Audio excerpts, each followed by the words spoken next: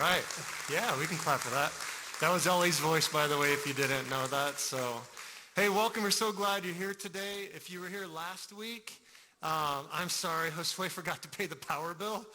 So, and we're working on it with him. He's a very problematic employee. So we're trying to get him just to be a little smarter around here. Last week we talked about Sabbath, and it was pretty amazing that the power surges during that. We have to we can't rely on any technology. And people ask me if I planned that. I'm not that smart, so no, I did not plan that. What you saw was a version of the art that we had last week for you. So it was powerful, and even today. So really, we're in the practice of the disciplines. If you don't have a Bible, raise your hand. Someone will bring one to you. And again, I want to say this every week. I was talking with a friend this week about the disciplines or the rhythms that we have. And depending on your background, the disciplines or spiritual rhythms can become something that you feel are legalistic and that someone made you do, and it actually contributed to, is my mic not working? Is it really not working? Again? 2 weeks in a row? Josue! Seriously? Okay, thanks.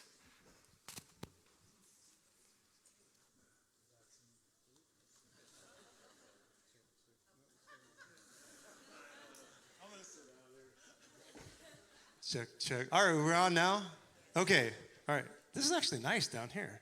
I can teach from down here. I feel closer to y'all. I'm going to go back up here. Okay.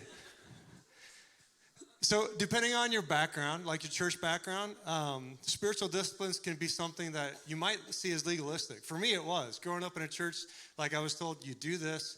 We kept charts, and we got rewards on how well we did with the disciplines. How many times a week we read our Bible, how many times a week we prayed, how many verses we memorized. And that was as a teenager. I'm not talking 3 and 4 year olds and you're trying to potty train them. You give them good job, yay. It was well beyond that. Nobody should be telling me, hey, good job using the restroom, right? The same is true for the disciplines. And I was getting rewarded for that. And really, it kind of created this legalistic heart towards the disciplines. The disciplines, reading my Bible, prayer, generosity, being a part of going to church and being a part of a church, all those things I got rewarded for. And it kind of took me some time to unpack that because it turned into a very legalistic thing for me. However, when I got to college, God kind of got a hold of my heart, and this renovation of my heart happened. I fell in love with God in a new way when I was a freshman in college. And God brought some young men into my life that helped me in my passion for God.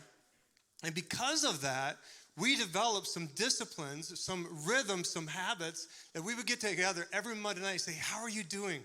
How is this helping you embrace your relationship with Jesus? And so it changed. And so I was able to not walk away from the church. Some of my friends were not that fortunate. They kind of looked at the way that the spiritual disciplines were taught to them. They said, if that's what church is, I don't want anything to do with that because it feels self-righteous. It feels made up. It feels very disconnected from God. And it was, and it can be. But for me, God rescued me from that because of the community that I found, some friends, some really, really good friends. We met every Monday night, and we had all these disciplines. But the question we kept coming back to is, how is this helping your relationship with Jesus? So that's what this is. This isn't to look down on anybody else, because some of you are really, really disciplined. Some of you wake up and you have your quiet time every morning at 5:30 in the morning. You read and you journal, and I hate you. Because that is not who God made me to be. I spend a lot of time reading the Bible, but it doesn't look like that. And so I just want to encourage you, this is not a time to rate yourself on how spiritually disciplined you are. The only purpose that the rhythms, the spiritual rhythms that we're encouraging you to look at, because they were a part of Jesus' life and he taught them, the only reason we're asking you to consider these is so that your relationship with Jesus is furthered and deepened. Last week we talked about Sabbath. Sabbath is one of those in our culture that it's really easy. I was really easy to start judging people and putting maybe some exterior parameters in place. And if you break those exterior barriers, then you're doing it wrong. And I just want to encourage you, be really, really careful when you judge other people on how they observe Sabbath or don't observe Sabbath. I had some great conversations this week, really challenging. But I just want to challenge you. I don't know anyone in this room. I have one friend who lives in Minnesota. I don't know anyone in this room that is observing the Sabbath as prescribed in the Old Testament. So some of you say, well, no, but we keep the Sabbath now. Oh, how do you do that? Well, we celebrate it on Sunday. I'm like, well, you're already adapting the Sabbath as prescribed in the Old Testament. So I just want to be really careful. The purpose of the Sabbath is so that we would enter into a rest with God. Jesus said in Matthew 11, said, come unto me, all you who are weary, and you will find rest. Jesus, in his discussion about Sabbath with the Pharisees, said, hey, you guys are missing it. You are actually keeping the Sabbath and these 39 extra things, and you're missing it completely. If you go to Hebrews chapter 4, and this is the last thing I want to say about the sermon that I didn't get to say last week because we got cut off. Hebrews chapter 4 brings a lot more into the controversy because the writer of Hebrews is saying, if you read the context of Hebrews chapter 4, he's talking about the disobedience of the Israelites to not go into the promised land, the land of rest, the land that God had provided for them. He said, their disobedience is not restful. Please don't be like them. Make every effort then to enter into that rest. And if you read chapter 4, it says, if you have believed, you've already entered into that Sabbath rest. So now it's really confusing, right? If you have put your faith in Jesus Christ, you have already entered into that Sabbath rest. What does that mean? I think, and bear with me, I just wanted to say this last week, we didn't get a chance. It means that all the work that we need or we feel that we need to do to have God look at us and say, good job, it's all been done in Jesus Christ. You don't have to work at it anymore. God looks at you, and the whole book of Hebrews is about this. God looks at you not as, hey, you need to do more, run faster, work harder so that I can look at you and be really proud. He's saying, you can't run hard enough. You can't run fast enough spiritually for me to be okay with you. But if you put your faith in Jesus, you have already entered into that Sabbath rest. So is it good that we take a day and we rest? Yes. And actually, when you look at the example in the Old Testament, it says, not just be concerned about your own rest, be concerned about your wife, your kids, your employees, your dog, apparently, like your work animals, and then the immigrants among you. There's a church in New York City that they have a lot of immigrants in their church. They take up an offering every week so that they can help the immigrants that work in factories or don't even have jobs so that they can experience rest. Like that is beautiful. The heart behind the Sabbath is that. It's everywhere. However, the Sabbath is not this picture like, okay, Sunday is God's day. I'm not going to do anything like other than God's stuff on God day. And then 6 other days of the week is for me. That's not a proper understanding of the Sabbath rest that we have already entered into. It's day by day, moment by moment, we have already entered into that Sabbath rest. So stop striving Monday to be somebody that you'll never be. Make every effort or work your tail off to sit and rest and understand that it is already paid. Amen? Okay, so that was last week's sermon. You ready for this week? Okay. This week we're going to talk about solitude. And this is one that, as a self-proclaimed extrovert, like I don't feel like I need. All you introverts is like, praise the Lord, solitude. I can't wait to get out of this room. There's way too many people here. I don't like talking. Ty says way too many words for me. I just want to be alone with my journal and my coffee. And ooh, Jesus, it's good, just you and me, right? So there's some of you here that are like that. Maybe solitude comes easier for you. It doesn't for me.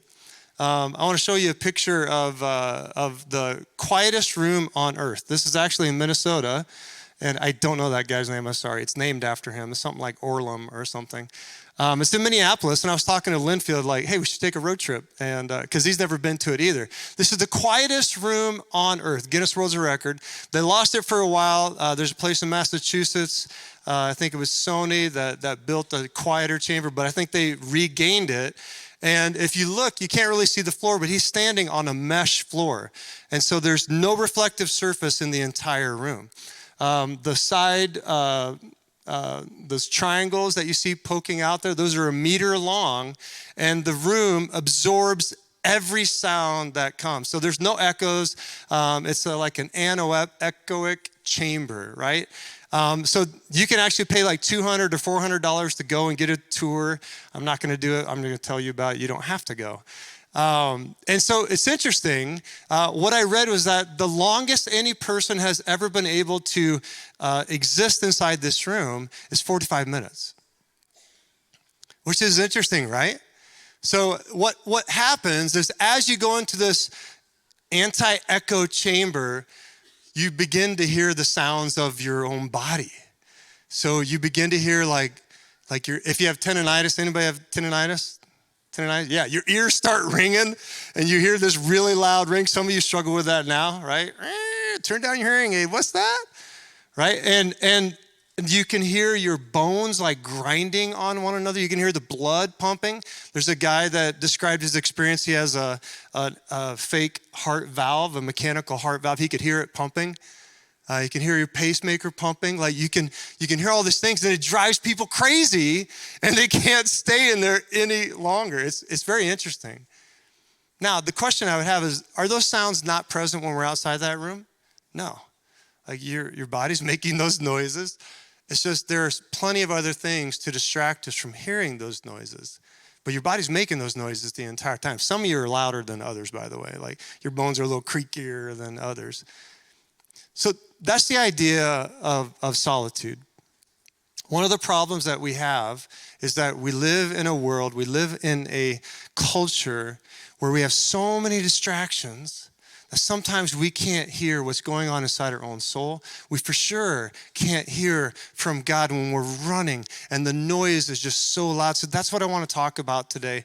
And some of you might be asking the question, like, where do we even see solitude in the Bible? Well, it's all over the Old Testament. Elijah did it, Moses did it. But I just want to focus in on Jesus. As disciples of Jesus, as followers of Jesus, some people use the word apprentice to Jesus. We want to have the dust of Jesus covered us as we follow him. And we're going to see in the passages we look at today that it was a big part of Jesus' life. When I was thinking about it this week, I think there's 3 things that solitude can help me with, maybe help you with. And I don't see all of these in Scripture, but I think that they're true for me. The first thing I see is that the problem of our society, solitude can help us with the problem of our society. If our culture, if our society, if our family was 100% gospel-driven and there was no sin, we would never have to be cautious about getting sucked into something that is anti-God, anti-Jesus, anti-life as Jesus describes it. But that's not the world that we live in. We live in a world that is constantly bombarding you with ideas. In fact, there's a guy from Google that just resigned and started a nonprofit organization to combat technology. Do you know why? Because he saw behind the curtain. He saw what is happening in technology. Some 23-year-old that lives in Napa Valley, and they're intentionally programming all of technology, all of social media to make it more and more addictive and more consuming. And he left Google because of the immorality behind that. Because that's where the money is. If we can get people addicted to their devices, we can take over their souls and we can make a lot of money. That is the world that we live in. And that's maybe not even the worst of it. We live in a world where we hurt one another. We live in a world where we lie about people, we gossip about people, we physically abuse people, you sexually abuse people.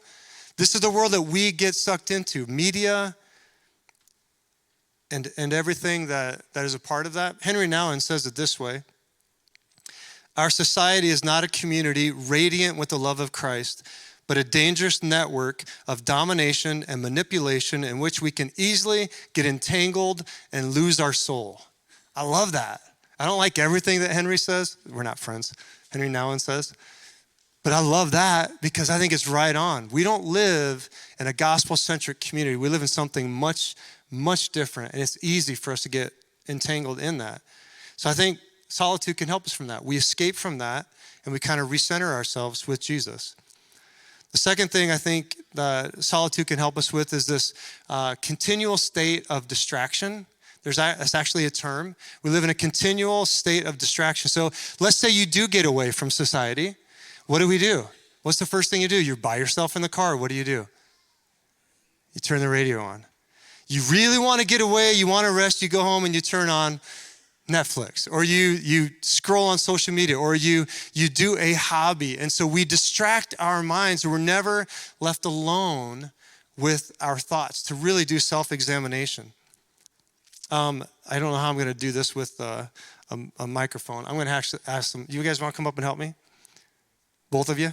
Is that okay? Let's give them a hand. All right, come up here, guys. All right, come here. Introduce yourselves to people. What's your name? Cole Travis. Cole, you just got baptized, right? Way to go. Your hair's still wet. Awesome. Good job. Aren't we proud of Cole? Yeah. Okay. What's your name? Adley Grimm. Adley Grimm. Adley Grimm. Okay. Here's what I spent my week doing. Do you guys like to play with Barbies? A little, no. But a little bit, maybe. Okay, today we're going to play with Barbies. So let's on. This is actually working out better than my mic didn't work. Okay, so can you guys lift those up without shaking them and kind of place them right here on this table? I'm going to ask the camera guy to kind of zoom in on this table. Oh, be careful. Be careful. Set it right here. Set her right here. Oh, you guys did amazing. Thank you. Okay, so this week, guys, here's what I did. I like the idea of a snow globe, right? So what's a snow globe? Like a house inside of a ball, and then it has like snow around it, and you shake it, and then it flies around. Exactly. So it's like a dome, and you shake it, and the snow flies around, right? So I made my own Ken and Barbie snow globes this week. And so, like, they're too tall for the gallon pickle jar, so I cut their legs off on a table saw. And then I hot glued them to the lid. And so, Addie, why don't you take Ken Barbie? By the way, his face got dyed from the glitter. I don't know why. It wasn't blue before, but he's terrible. And why don't you take, Cole, why don't you take Barbie and go ahead and shake him, turn him upside down. You're leaking. Oh, you're both leaking. They're homemade. Okay, shake gently. Okay, all right, go ahead and set them back down. I don't know if you can see, camera, if you can it's probably not gonna get any closer than that, is it? Okay, so by the way, she came unglued, so she just kind of floats. Yeah, it's on. Okay, thanks guys, you can have a seat. Let's give them a hand.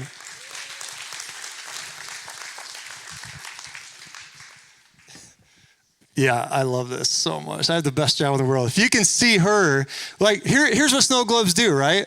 So the snow globes are fun because you shake them up and then the snow kind of floats and you can't quite see the picture, but it kind of adds to the beauty. It kind of has the effect that it's snowing. But what if you lived in the snow globe? What if you were Ken and Barbie with your legs cut off, floating in a snow globe? What would that do to your vision? You would no longer be able to see as well. It might be beautiful, but when those particles are right in front of you, you just can't see as well. So I think that's what distraction does for us. And distraction can be outside distraction. I think you have plenty of things that are pulling on your time. Listen, if I have friends that just had a baby and I don't know how they're doing, 4 kids and no sleep and all these things, plenty of distractions. Your work is bearing down on you. You've got tons of stuff, tons of deadlines. You've got all these distractions. And then when you're by yourself, we distract ourselves for being alone with our thoughts.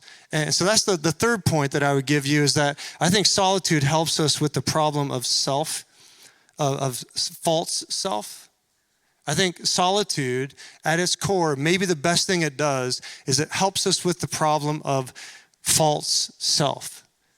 And I think false self shows up in 2 ways. The first way it shows up is we tend to minimize how bad we are, right? Oh, yeah. And so it kind of comes off as self-righteousness. You know what? My sin actually isn't that bad. I can compartmentalize that, and I'm actually a really good person. What does that produce in your life? It produces a judgmental, self-righteous attitude towards other people. And there's separation. You're ranking people. I'm actually better than they are. Maybe not as good as them, but I'm better than they are. The second thing it does is that we place unnecessary punishment or self-hate upon ourselves. My sin is way worse than it actually is. I am a terrible person because of the things that I've done, or maybe things that people have done to me. And so the idea of false self just shows up in our lives. We either minimize or we exaggerate the despair and sin that we have in our lives. And I think solitude helps us with that. Because here's the beauty of solitude. And by the way, it's not just being alone. It's not just being isolated. Like when you think about the ways that they punish people, solitary confinement, like that will drive you crazy. The quietest room on earth, like that'll drive you crazy. Solitude is described in the Bible as always meeting with God. It's not just being alone. So you having solitude and watching Netflix is not solitude. You having solitude and just being at the beach and having fun or jet skiing, not solitude, even if you're by yourself. Biblical solitude only happens when we meet with God. And when we can get rid of distractions and unplug from the world and meet with God, here's what happens. The true self comes out.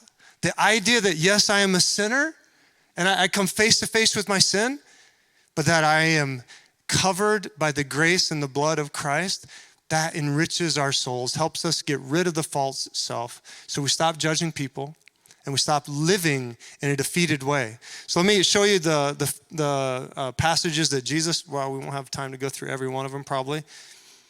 Let's go to Matthew chapter 3, verse 13. And we're going to start there. Jesus came from Galilee to the Jordan. We're going to put these on the screen for you. Then Jesus came from Galilee to the Jordan to be baptized by John, but John tried to deter him, saying, I need to be baptized by you. And do you come to me? Jesus replied, let it be so now. It is proper for us to do this, to fulfill all righteousness. Then John consented. As soon as Jesus was baptized, he went up out of the water, and at that moment, heaven was opened, and he saw the Spirit of God descending like a dove and alighting on him.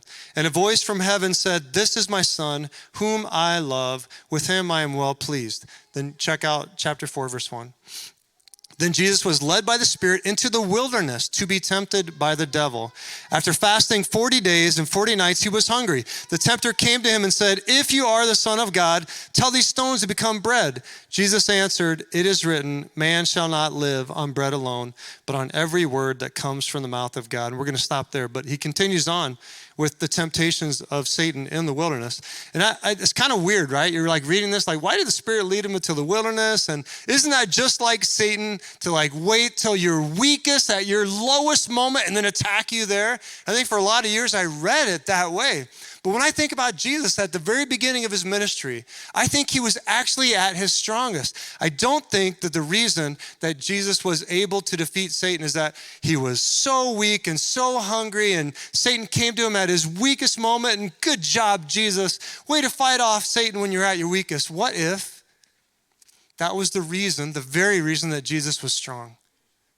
That he took time away, that he had solitude, away from the pressures, away from all the expectations, relationships, his own distractions. And for a long period of time, he fasted, he prayed, he focused on God, God's calling, because Satan came to him and said, hey, turn these stones into bread and it'll be okay. And Jesus said, no, that's not what God has for me. He was able to resist worshiping Satan. He was able to resist the power that Satan was going to offer him. And I believe this passage speaks more clearly to, he went into the wilderness. He was not just went into the wilderness, he was led into the wilderness to a solitary place to be all alone. And then after that time, Satan came to him. And I think he was at his strongest. Isn't that an interesting take on Matthew 4? I've always read it a different way. I don't think that the desert was his place of weakness. I think the desert, solitude, was his fortress. It was a place where he got strength to resist the world, to resist what Satan was going to tempt him with. Mark chapter 1, verse 29. This is, Mark chapter 1 really kind of describes Jesus' first day on the job, right? His ministry. As soon as they left the synagogue, they were there on a Sabbath, by the way. They went with James and John to the house of Simon and Andrew. Simon's mother-in-law was in bed with a fever, and they immediately told Jesus about her. So he went to her, he took her hand, and helped her up. The fever left her, and she began to wait on them, like, heal her, make me a sandwich. Okay, I don't know. That sounds really so chauvinistic, but I don't think Jesus was. That evening, after sunset, the people brought Jesus all the sick and demon-possessed. So he was there in the synagogue in the morning. He was teaching in the synagogue, went and healed the mother-in-law, and then the word got out, and like people just came. It was after dark when people started arriving. It says, verse 33, the whole town gathered at the door.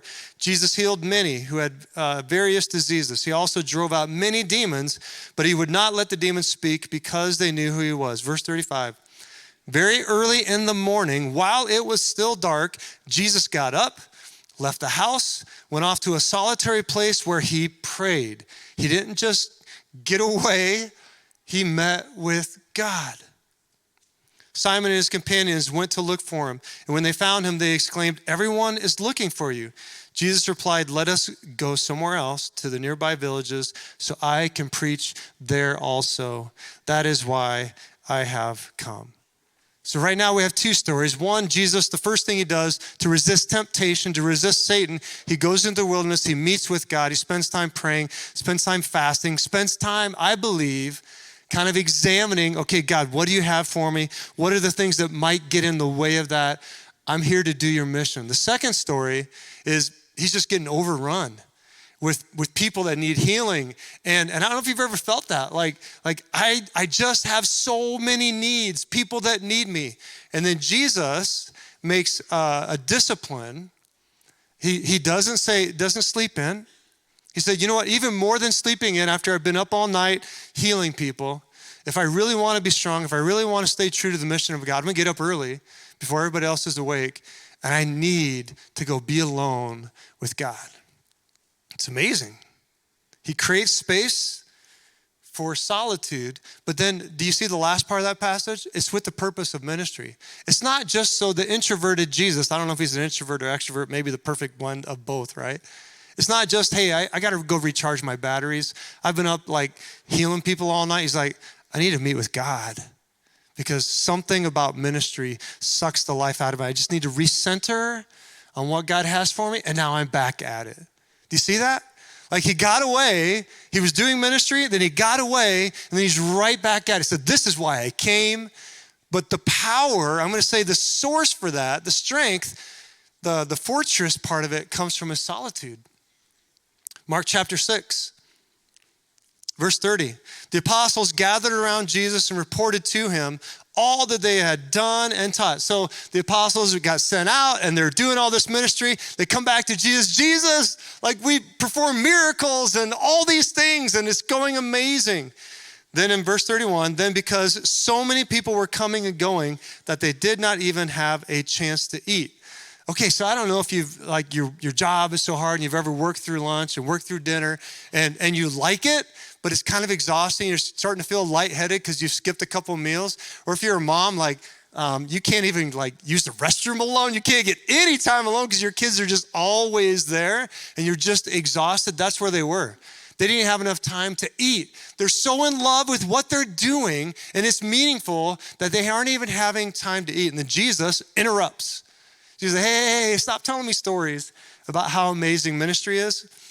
Look in verse 31, I'll read that part again. Then because so many people were coming and going that they did not even have a chance to eat, he said to them, come with me by yourselves or to get by yourselves to a quiet place. It's the same word as desert or lonely place. Come with me to a quiet place and get some rest. So they went away by themselves in a boat to a solitary place. So Jesus is saying, hey, as great as this is, I'm so proud of you. You got to get away to get some rest because that's really the mission. But if you don't go and spend time with God and rest and understand that he has this and he's God and you're not, you won't be any good to anybody. And so Jesus stops them and says, you got to go rest. And the story doesn't go very well. Verse 32, so they got away by themselves in a boat to a solitary place. But many who saw them leaving recognized them and ran on foot from all the towns and got there ahead of them. That's annoying, right? Like you ever felt that way? Like, hey, I can't do one more thing. And like, there's somebody waiting for you right there. Or like that person won't leave you alone. Like they still need you. Like that, for an extrovert, I don't ever feel that. Hey, yeah, let's go. I got more. Verse 34, when Jesus landed and saw a large crowd, he had compassion on them because they were like sheep without a shepherd. So he began teaching them many things. You know, I think I make fun of introverts and extroverts and our differences. But when you think about the disciples that Jesus called, remember that list that we went through and how, Matthew and Simon, they would have hated each other. Simon was a zealot. Matthew was a tax collector, like traitor, murderer. Like they would have hated each other. Think about the difference in backgrounds. Think about the difference in personalities. You hear a lot about Peter, and then John is kind of, hey, I like you guys. Different personalities. And Jesus said, all of you, regardless of your background, regardless of your personality, you need to get away, you need to rest because there are people that need compassion. I think sometimes there's this idea that I need to get away because people are the problem. And over in the rhythm of Jesus, we see people are the mission. And so I'm going to get away so that I can be effective in the mission. The call to solitude is not to get away from people because they're so nasty and so unimportant. And this is probably more for you introverts than us extroverts, but the call to solitude is most properly understood is that I need to get away so that I can do community better. I need to get away and really make sure that I'm not getting sucked into the world, that I'm not super distracted, that I see myself properly so that I can do ministry. Look, Jesus says that he is moved to compassion because they were like people without a shepherd, right? And I think that's one of the great things that solitude does for us. Henry Nouwen, I read a book of his this last week again, and he says the number one purpose of solitude is to become aware of your own sin. And the reason he says that is because it's so easy to become judgmental in your pursuit of God. And I found this to be true. Maybe you have found this to be true as well. In my pursuit of God, and I start to have a little success with some of the obedience in my life, and like, hey, I don't really struggle with that anymore. It's so easy to become judgmental and not have camaraderie with the worst of all sinners.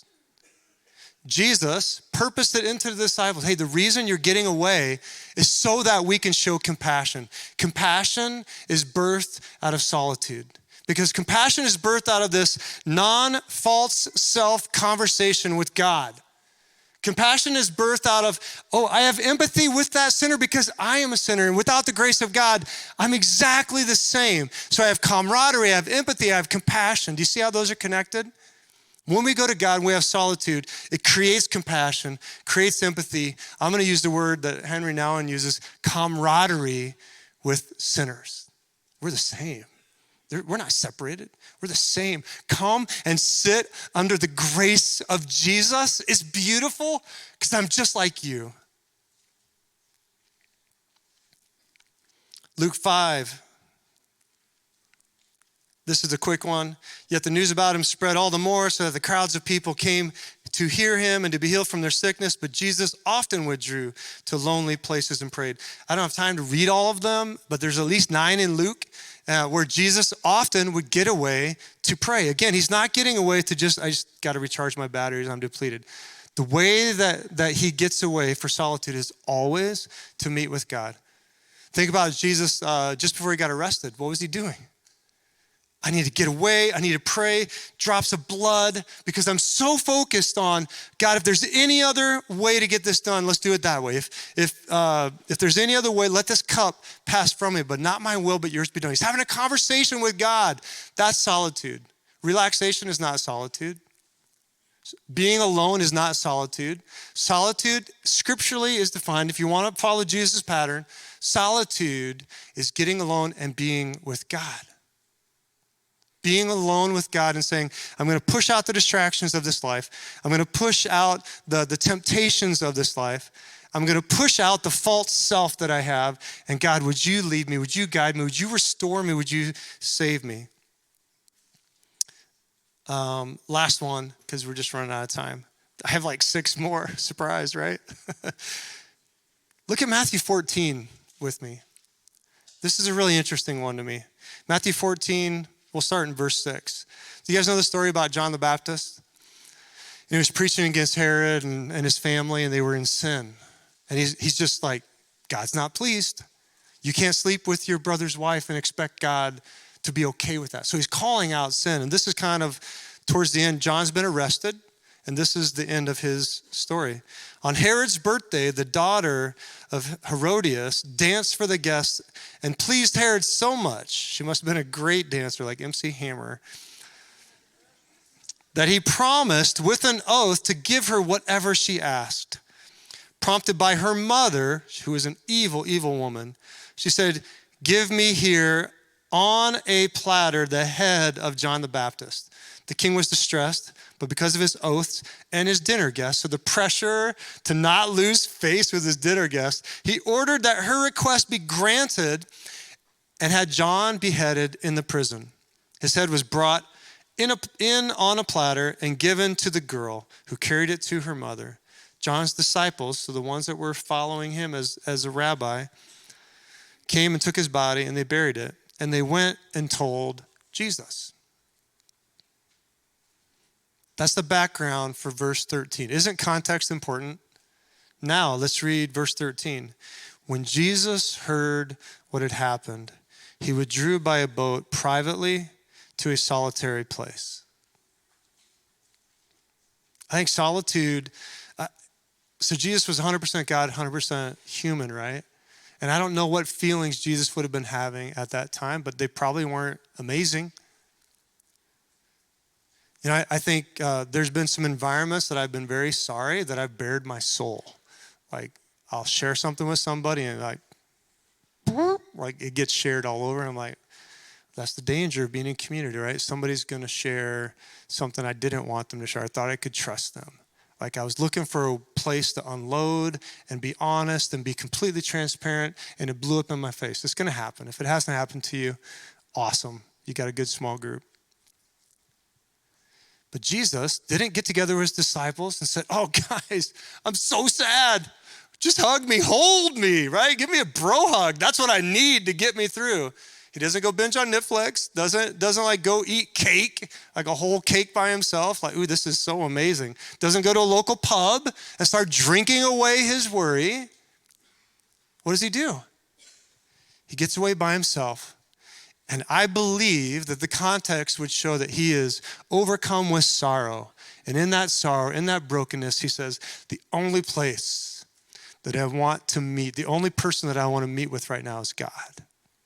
No one's going to understand what I'm going through.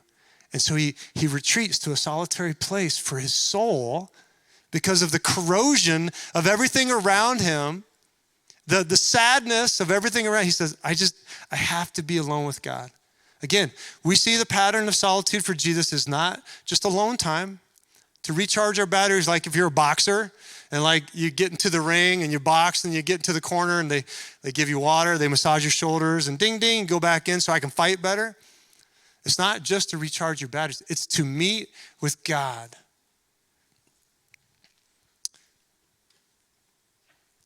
We're going to end because we're just running out of time. But here's what I want to do.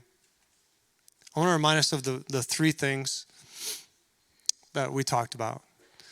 Number one, solitude is important because it helps us with the distractions that we have in this life. Like the distractions that are all around us, good things, but also distractions in our own heart. Like shut off your phone, shut off TV, shut off media, and just be alone. That can be really scary, but that's the place where we meet with God, distraction-free. And if you don't have a time to do that, I would encourage you, just start with 3 or 4 minutes and see how that goes. Because you're not going to like everything that comes up during that time. Like family origin will come up during that time. Your own sinfulness will come up at that time. But if you can stick it out, it's so, so good. The other thing that it helps us with is from our culture.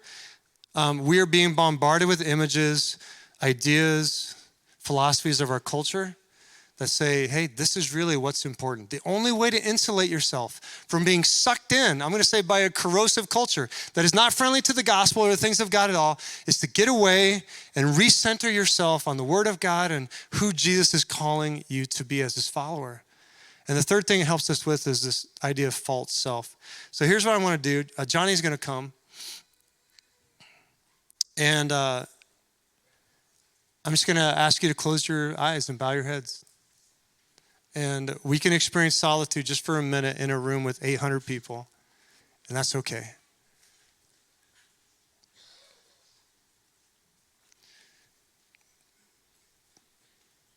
So I'm going to ask you just to go through this exercise in your own heart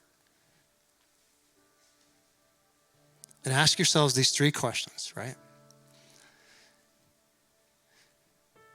God, is there anything that I'm being pulled toward in my culture, in my life, that is not of you? And ask God to show you that right now. Maybe it's a relationship. Maybe it's a certain sin. You're being pulled into a corrosive, non-gospel culture. And say, God, how can you protect my heart from this? What needs to be stripped away? What lies am I believing?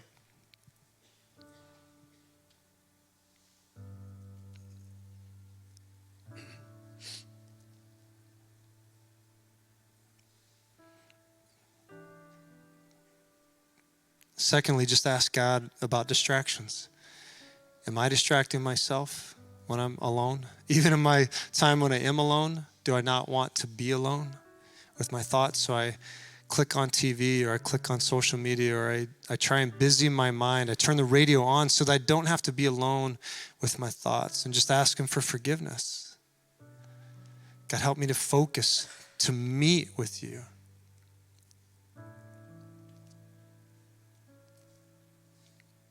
And lastly, maybe most importantly,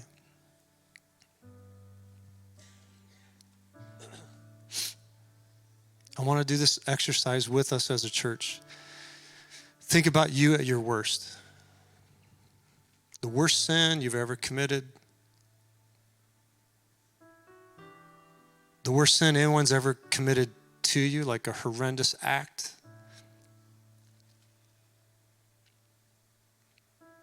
Sit in that just for a moment. Like, who are you really? Like, you at your worst, not the one we project, but you at your absolute worst. And if people knew this about you, maybe it's still a secret. Like, your life would come crumbling down.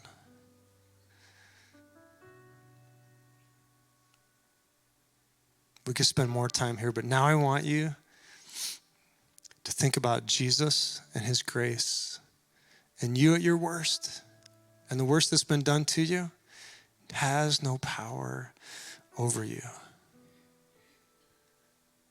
If I could challenge you this week, just do that every day. Hey, God, I'm going to take 5 minutes. I'm going to ask you to examine me and let me sit in my sin and then be covered with your grace. And would you recenter me so that I'm better fit for ministry, so that I'm better fit for community? In Jesus' name, we all said, amen. So, I don't know, this is going to be a hard discipline for some of you. Like some of you, like, I never really take time to spend with God. When I was growing up, it was called quiet time. Anybody know like that phrase? This is quiet time. It was never described to me as what we did this morning. It was always read the Bible, pray, read the Bible, pray, read the Bible, pray. It was never, this is how you recenter your soul with Jesus, right? Do the discipline because that's the goal. That's not the goal. The goal is that we would recenter ourselves on the person of Jesus. And so I'm going to ask you, like, this week, could you commit to just taking 5 minutes a day? Some of you already have this time carved out, but it is not solitude. It is a discipline, and it creates arrogance and judgmental heart within you. You know it does. You get done, you read it, you check, and then you walk away going, I'm pretty good at this old Jesus thing, right? So I want to challenge you to take that quiet time that you have carved out and break your soul before God and sit in that and see what that might do for you. For others of you, you have no time carved out for God at all. Turn off your phone, turn off the TV, turn off the radio, get 5 minutes, get up 5 minutes before your kids do. If you have teenagers, don't try this at night. They stay up way later than you anyway. Could you find 5 minutes to try and recenter your soul with solitude every day this week? Hold each other accountable. Ask each other, what did you learn from your solitude this week? What things did God expose in your heart this week in solitude? And I think we become a better community. The purpose of solitude is never just to get alone. The purpose of solitude is to recenter and come back and be a part of the community of believers. Would you stand and let's close with a song?